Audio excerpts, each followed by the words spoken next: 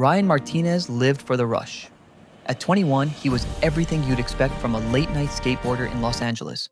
Confident to the point of reckless, talented enough to pull off tricks that made people stop and stare, and stubborn enough to ignore every safety rule his friends half-heartedly suggested. "Helmets are for amateurs," he'd say, flipping his board with practiced ease. "I know what I'm doing." Ryan had been skating since he was 13 when his older cousin gave him a beat-up deck and told him to figure it out. He figured it out, all right. By 16, he was landing tricks at the Venice skate park that drew crowds. By 18, he'd been featured in a few local skate videos. By 21, he had a small sponsorship from a board company and dreams of going professional. But Ryan's real love wasn't competitions or sponsorships. It was the night sessions. There was something about skating at 2 in the morning when the city belonged to people like him. The restless, the fearless, the ones who couldn't sleep because normal life felt too slow. He and his crew, Marcus, Diego, and Tyler, would meet up after midnight, skating through downtown LA, finding spots most people didn't even know existed. Underground parking garages, abandoned lots, construction sites, and tunnels. Ryan loved tunnels. The sound of wheels on concrete echoing off curved walls. The way speed built naturally as you descended. The adrenaline of flying through darkness toward light. His grandmother Rosa used to worry about him constantly.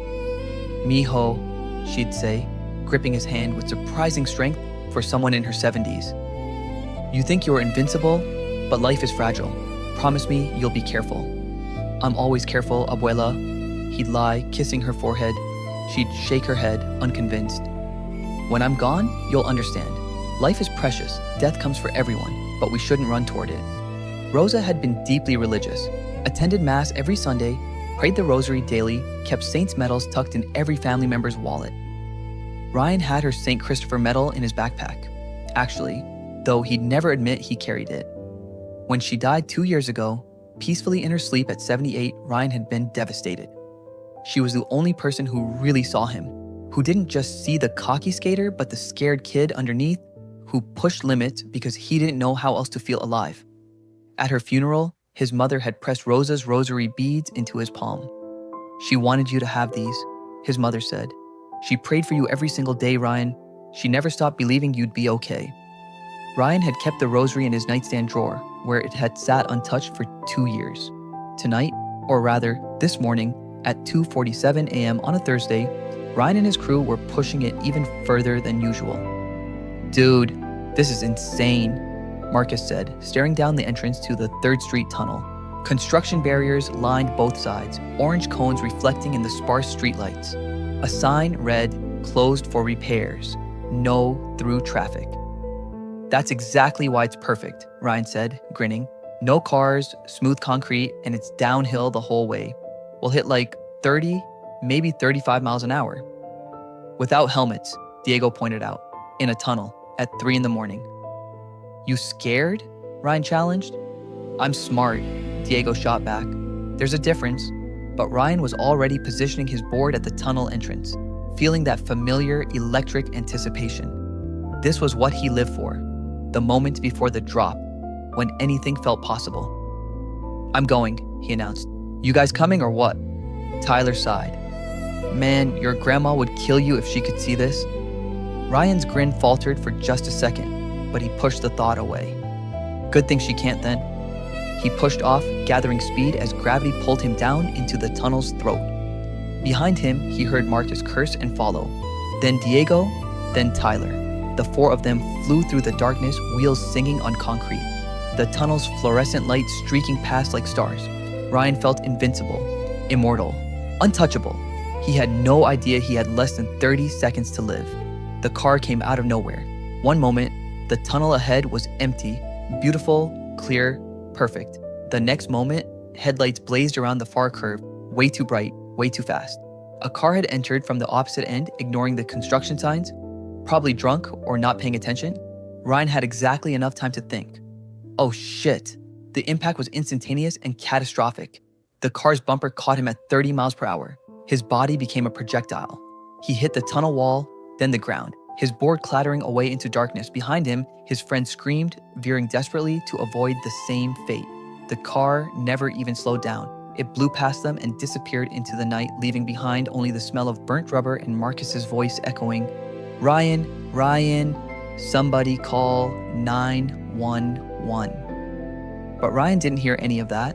Ryan Martinez's last thought before everything went black was a half-formed prayer, something his grandmother used to say, the words just out of reach, and then there was nothing. And then there was everything. Ryan opened his eyes. He was lying on concrete, staring up at fluorescent lights that buzzed and flickered. His head felt strange, not quite painful, but heavy, like he'd been asleep for hours. He sat up slowly, expecting his body to protest, expecting broken bones and blood. Nothing hurt. That was weird, right? He definitely crashed. He remembered the car, the headlights, the impact. But he felt fine. Better than fine, actually. He felt light, almost weightless. Ryan looked around. He was still in the tunnel, but something was off. The construction barriers were there, the orange cones, the warning signs. But the light was different, dimmer somehow, and tinged with an ugly gray color that made everything look slightly unreal. "Marcus?" he called out. His voice echoed strangely. "Diego? Tyler?" No response.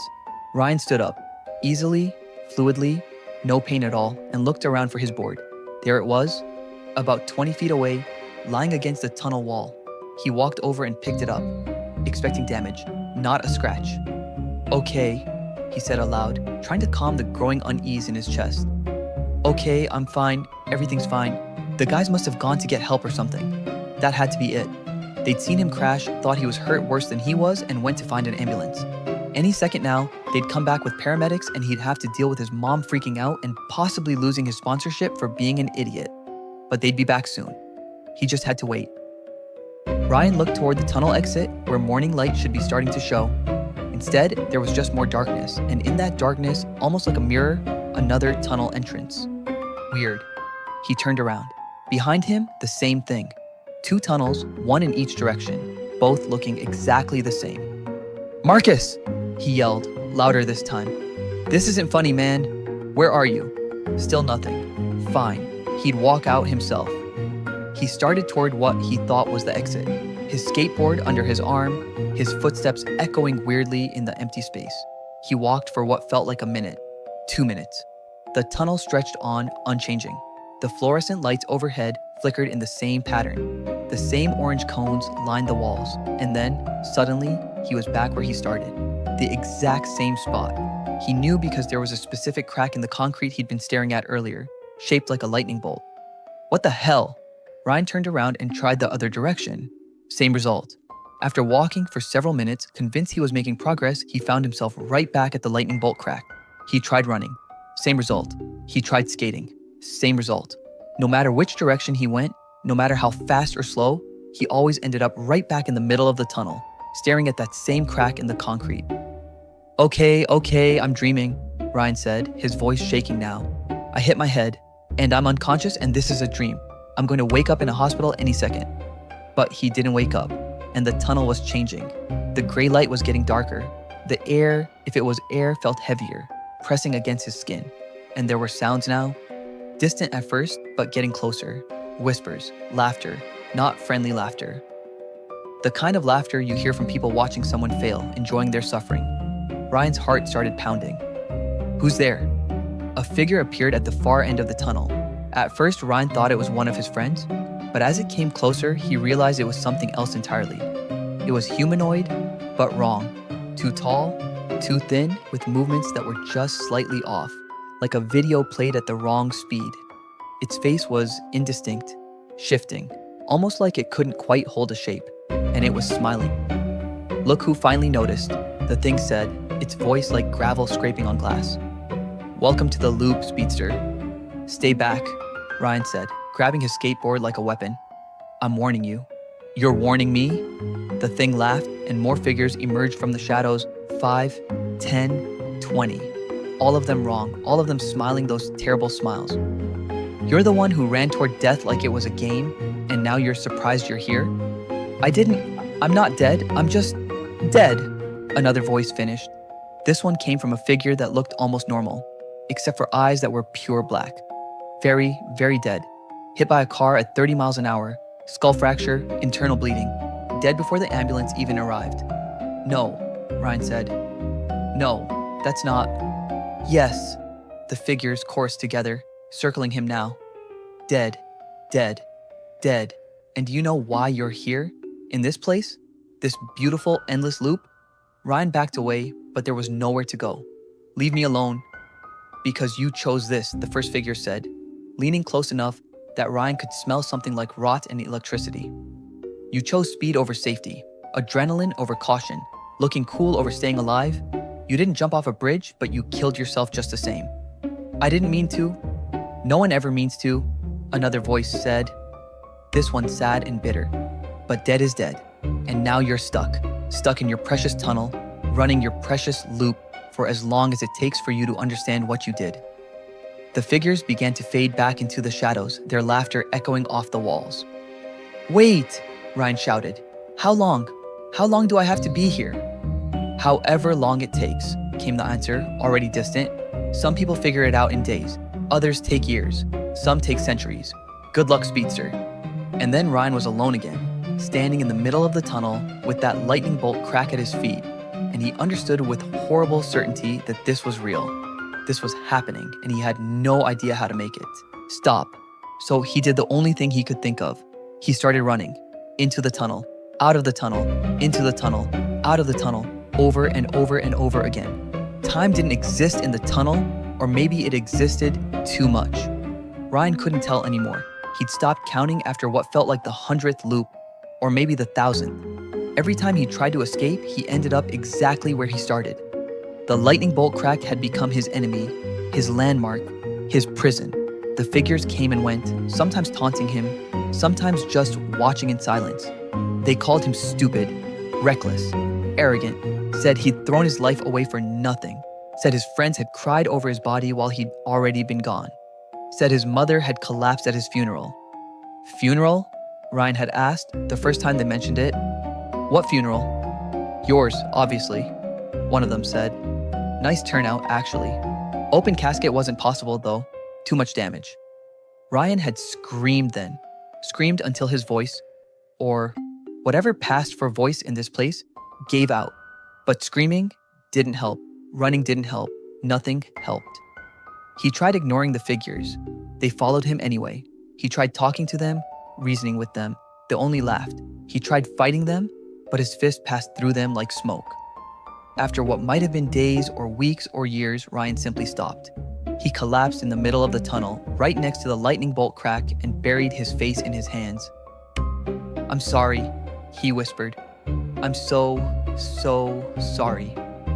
Sorry doesn't bring you back to life, a voice said above him. Ryan didn't even look up. I know. Sorry doesn't undo your choices. I know. Sorry doesn't...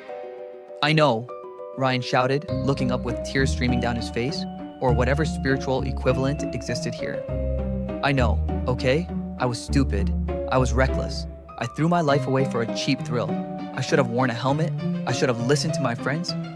I should have been more careful. I know. The figure stared at him for a long moment. Then why are you still here? I don't know. Ryan's voice broke. I don't know how to leave. I'm sorry, but I don't know what I'm supposed to do. And then, in the midst of his despair, he remembered something. His grandmother, not just her face or her voice, but a specific memory. He was 7 years old, had gotten lost in a crowded mall, terrified and crying.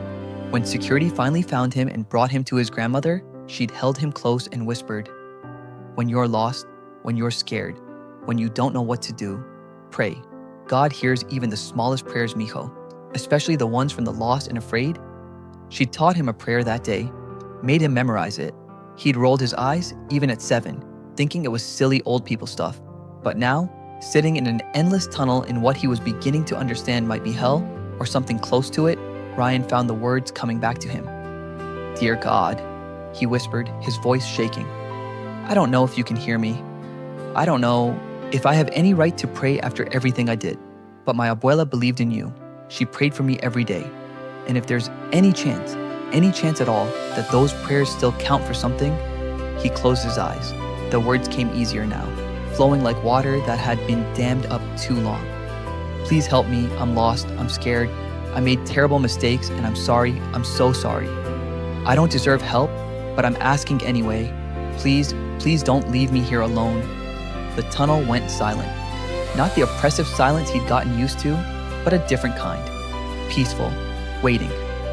Ryan opened his eyes and saw light, not the ugly gray fluorescent light that had filled the tunnel since he'd arrived.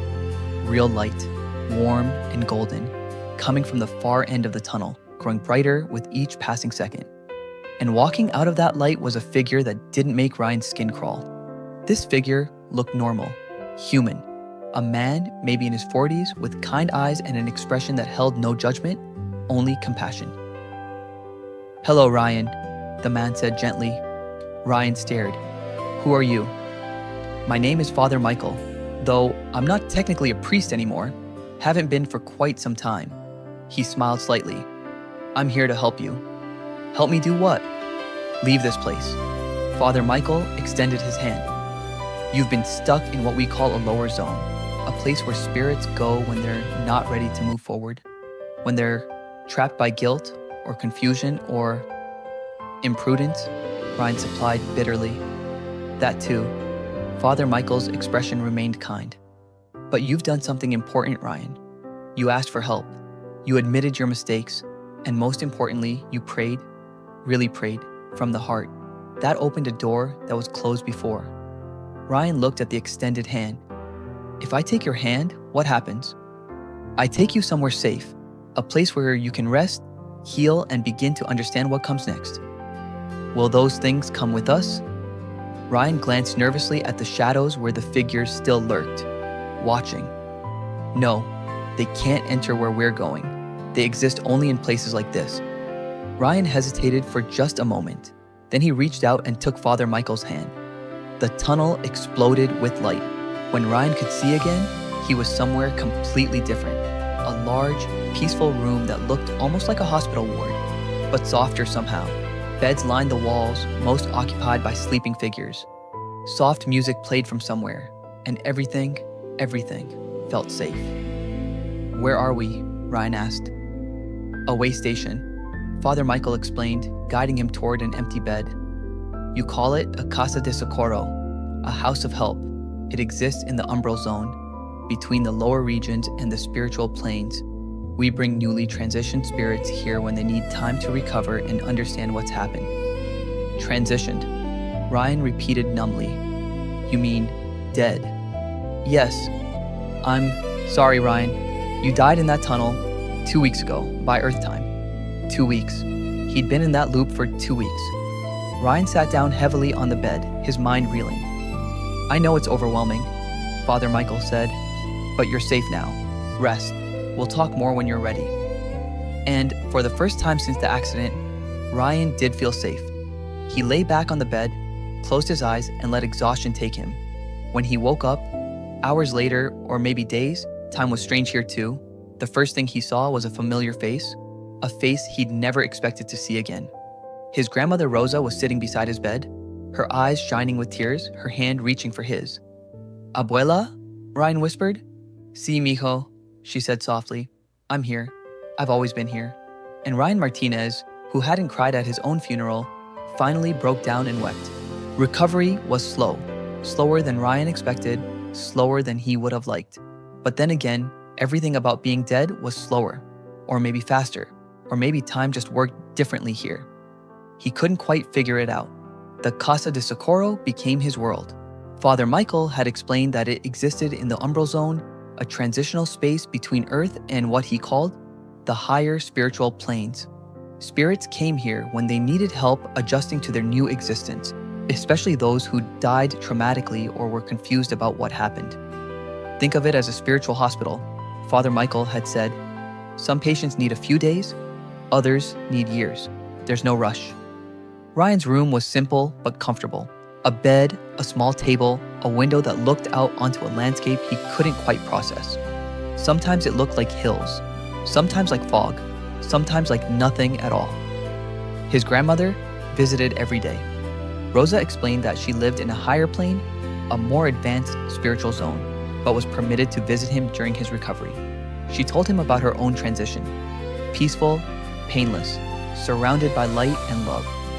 She'd been met by her own parents, deceased decades earlier and had quickly adapted to her new existence. "I've been watching over you," she said one day, holding his hand like she used to when he was small. "I saw your accident. I prayed so hard for you, Miho. I prayed that you'd find your way to help." "I almost didn't," Ryan admitted. "I was stuck in that tunnel for I don't even know how long. If I hadn't remembered your prayer." "But you did remember," Rosa smiled. "Faith isn't about being perfect, Ryan. It's about reaching out when you're drowning, and you reached out." As days passed, or what felt like days, Ryan started to understand more about where he was and what had happened. Father Michael became his primary guide.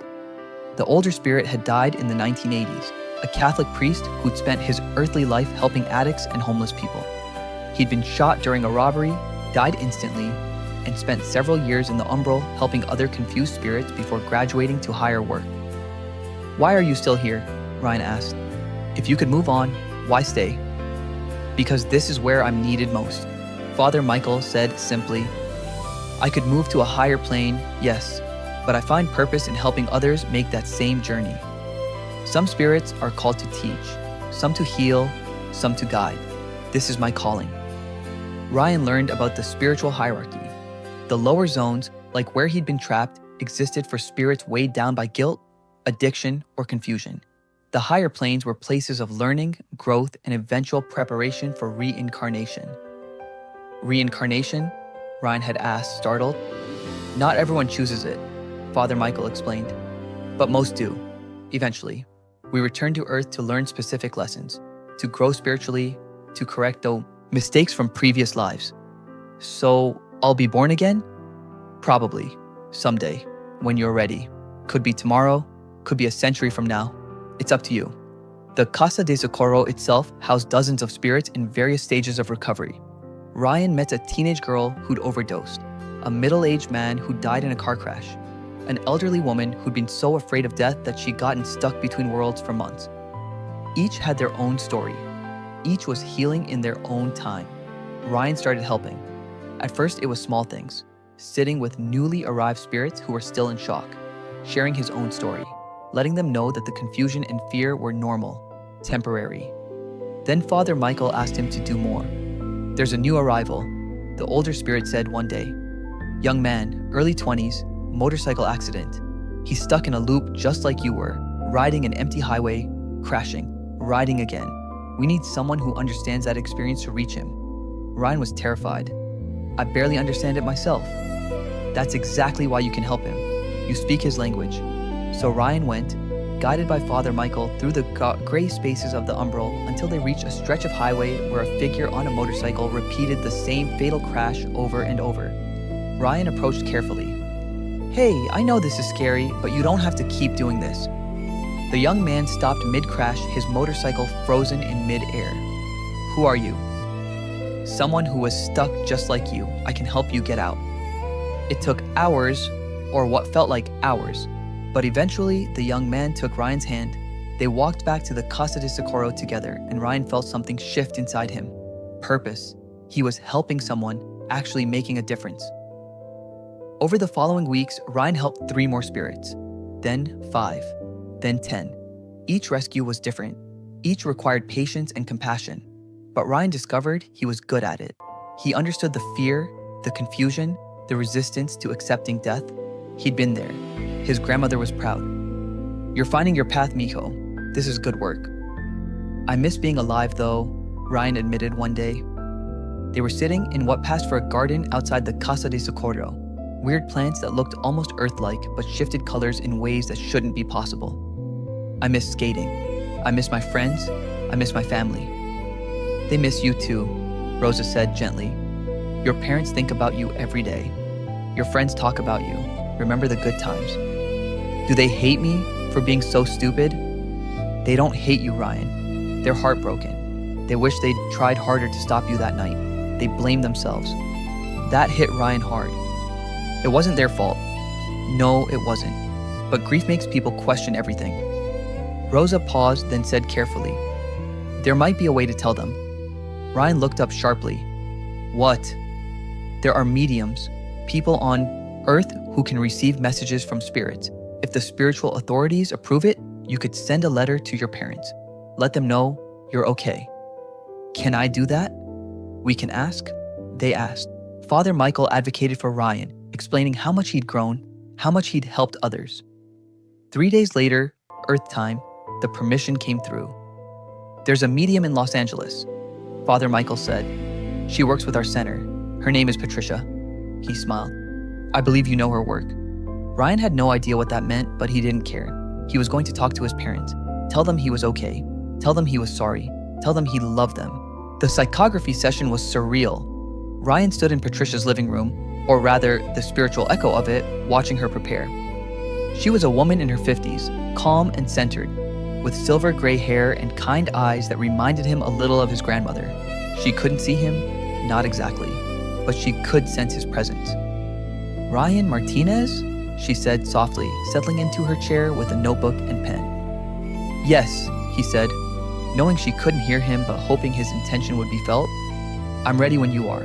Your guys have explained that you want to reach your parents. Just think your message clearly and I'll receive it. Ryan closed his eyes and focused, not on words at first, but on feelings. Love, remorse, hope, and then the words came. Patricia's hand began to move across the paper, writing in a script that was neither Ryan's nor hers, something in between, shaped by his thoughts but filtered through her hand. Mom, Dad, I know you're not expecting to hear from me. I know this is going to sound impossible, but I need you to know I'm okay. I died in that tunnel. I know you know that. I was at my own funeral. Not that you could see me, but I was there. I saw you crying. I saw all my friends. I saw how much pain I caused by being stupid and reckless. I'm so sorry. I'm sorry I didn't wear a helmet. I'm sorry I didn't listen to Diego when he said it was a bad idea. I'm sorry I thought I was invincible. I'm sorry I made you bury your son, but I need you to know something important. Death isn't the end. I know that sounds like something people say to make themselves feel better, but it's true. I'm still me. I'm still Ryan. I just don't have a body anymore. After the accident, I got lost for a while. I was in a dark place, literally a dark tunnel that wouldn't let me leave. But Abuela's prayer saved me. Do you remember how she used to pray for me every day? How she made me memorize that prayer when I was 7? I finally used it, and it worked. A guide found me and brought me to a safe place where I could heal. And Mom, Dad, I have to tell you something amazing. I've seen Abuela. She's here. She visits me every day. She's happy, peaceful, and so full of love. She says to tell you that she's watching over the whole family, that she's proud of you, and that Tio Roberto's heart surgery is going to go well. Mom, I don't know what that means, but she was very insistent I include it. I'm working now, helping other people who died suddenly, who are confused and scared like I was. It's the most meaningful thing I've ever done, more meaningful than landing a trick or getting a sponsorship. I'm actually helping people. I wish I could take back that night. I wish I'd been smarter. I wish I hadn't wasted my life for 30 seconds of adrenaline. But I can't change what happened. All I can do is move forward and try to do some good with the life or afterlife I have now. Please don't blame yourselves. Please don't blame Marcus or Diego or Tyler. They tried to stop me. I didn't listen. That's on me, not them. And please tell everyone who skates, wear your helmets, wear your pads. Don't be like me, don't think you're too cool or too skilled to take basic safety seriously. I thought I was invincible and I was wrong. I love you both so much. I love Maria and little Carlos. Tell them their big brother is okay and he's gonna make sure no one forgets to be careful. One more thing. Abuela wants me to tell you that the rosary beads she gave me, the ones in my nightstand, you should give them to Maria. She'll need them someday. I'm okay, I'm safe, I'm happy even. And someday, a long time from now, we'll see each other again. Until then, live well, live carefully, and know that I'm always watching over you, just like Abuela watched over me. With all my love, Ryan P.S. Mom, you should get the brake light fixed on the car. I've been noticing it's out and I don't want you getting pulled over. Old habits die hard, I guess. Patricia set down the pen, tears in her eyes. She read the letter once, twice, and then carefully folded it. I'll deliver this personally, she said to the empty air. Your parents are going to cherish this, Ryan. 3 days later, Patricia knocked on the Martinez family's door. Ryan was there, invisible but present, as his mother opened the door. Mrs. Martinez, my name is Patricia Chen. I have something for you. May I come in? The family gathered in the living room. His mother, his father, his younger sister Maria, now 18, and even his little brother, Carlos, now 11. Patricia explained who she was and what had happened.